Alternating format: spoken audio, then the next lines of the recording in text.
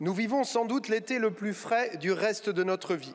C'est le climatologue Christophe Cassou qui le dit et qui ajoute que notre inaction face au changement climatique est suicidaire. Valérie Masson-Delmotte l'affirme, l'objectif de limiter le réchauffement climatique à 1,5 degré pour la fin du siècle n'est plus atteignable.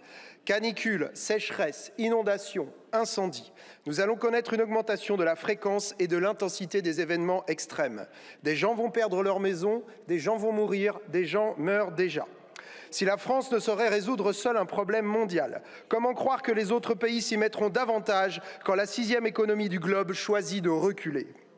5 ans après la Convention citoyenne pour le climat jetée aux orties par Emmanuel Macron, nous votons sur un texte qui restera comme une nouvelle gifle de François Bayrou aux jeunes générations. Plus préoccupé de sauver son poste que l'avenir de la planète, le Premier ministre a préféré chercher un nouveau socle avec le Rassemblement national. Refusant de trouver une majorité à gauche pour fixer une programmation énergétique crédible à 2035, ministres et rapporteurs se retrouvent avec une loi tout nucléaire d'extrême droite.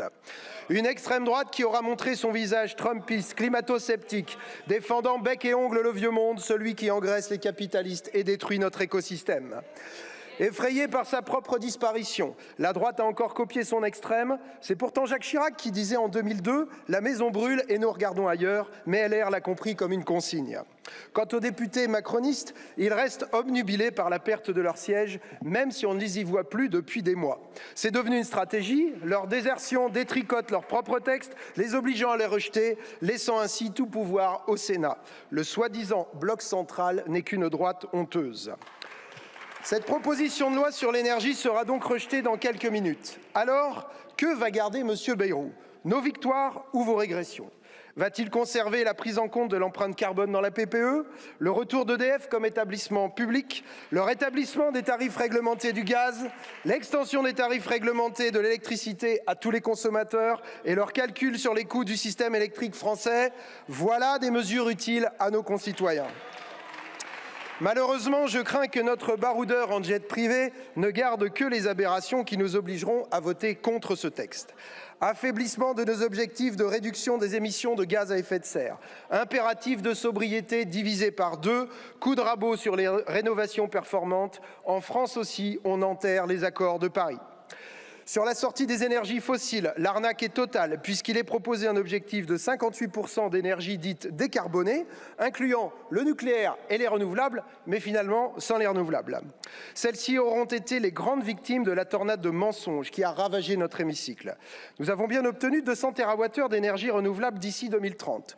Mais sans photovoltaïque et sans éolien, le Rassemblement national pourra-t-il nous dire combien de vallées il compte noyer pour faire ces nouveaux barrages ? Ça nous intéresse. D'ici 2035, il n'y aura aucune nouvelle installation nucléaire, sans nouvelles éoliennes à terre et en mer, sans nouveaux panneaux solaires. Nous allons donc tout simplement manquer d'électricité. Nous devrons l'importer massivement, ce qui fera exploser les factures. Donc il n'y aura ni électrification des usages, ni décarbonation de l'industrie qui devra même délocaliser. Le pouvoir sera alors tenté de prolonger nos vieilles centrales très au-delà de leur durée de vie initiale, augmentant le risque d'accident. Ce moratoire stupide sur les renouvelables est aussi un gigantesque plan social à 80 000 emplois. Le secteur solaire, qui avait mis 10 ans à se remettre du précédent coup d'arrêt, est méprisé. L'éolien terrestre est insulté, l'éolien en mer, filière d'excellence, est sacrifié.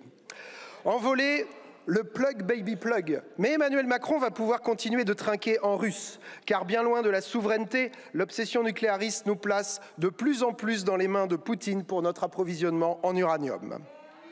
Alors que nous ne savons toujours rien des délais, rien des coûts, ni même rien des modèles de réacteurs qui seraient construits et payés dès l'an prochain par nos factures d'électricité, alors que les piscines de La Hague débordent et qu'il n'existe aucune solution pour nos déchets les plus dangereux, alors qu'EDF est déjà contrainte de baisser sa production pour cause de fleuves trop chauds, ce texte parie sur un mix électrique encore plus nucléarisé que le plus nucléarisé des scénarios sur la table.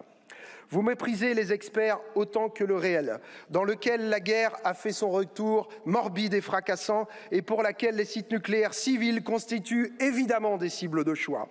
Alors, continuez à vous raconter des histoires à dormir debout, mais n'allez pas croire que les générations futures vont tolérer qu'on leur pourrisse l'avenir. Vos petits-enfants vous détesteront et vous ne l'aurez pas volé. Merci, Monsieur Lenné.